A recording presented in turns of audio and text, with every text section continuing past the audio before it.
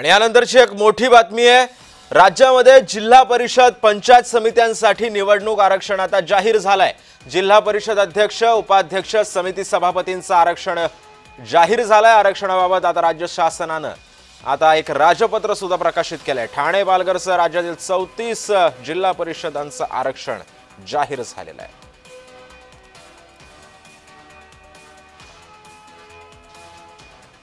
दरम्यान आगामी स्थानिक स्वराज्य संस्थांच्या निवडणुका लवकरच घोषित होतील असं झेडपीचं बिगुल वाजलेलं आहे। कारण आता राज्यामध्ये झेडपी सोबतच पंचायत समित्यांसाठी सुद्धा निवडणूक आरक्षण जाहीर झालंय। ठाणे असेल, पालघर असेल आणि राज्यातील 34 झेडपींसाठीचं आरक्षण जाहीर झालंय। पावत ग्राफिक्सच्या माध्यमातून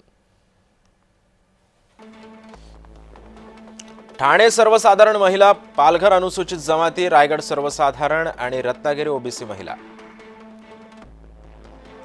सिंधुदुर्ग आणि नाशिक सर्वसाधारण, धुळे ओबीसी महिला, नंदुरबार अनुसूचित जमाती,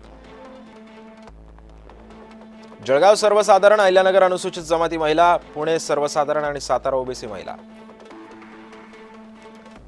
सांगली सर्वसाधारण महिला, सोलापूर ओबीसी, कोल्हापूर सर्वसाधारण महिला, छत्रपती संभाजीनगर सर्वसाधारण,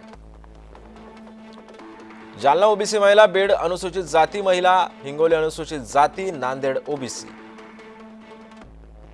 धाराशिव ओबीसी महिला, लातूर सर्वसाधारण महिला, अमरावती सर्वसाधारण महिला आणि अकोला अनुसूचित जमाती महिला, परभणी अनुसूचित जाती, वाशिममध्ये अनुसूचित जमाती महिला, बुलढाणा आणि यवतमाळमध्ये सर्वसाधारण, नागपूर ओबीसी, वर्धा अनुसूचित जाती, भंडारा ओबीसी आणि गोंदिया सर्वसाधारण महिला।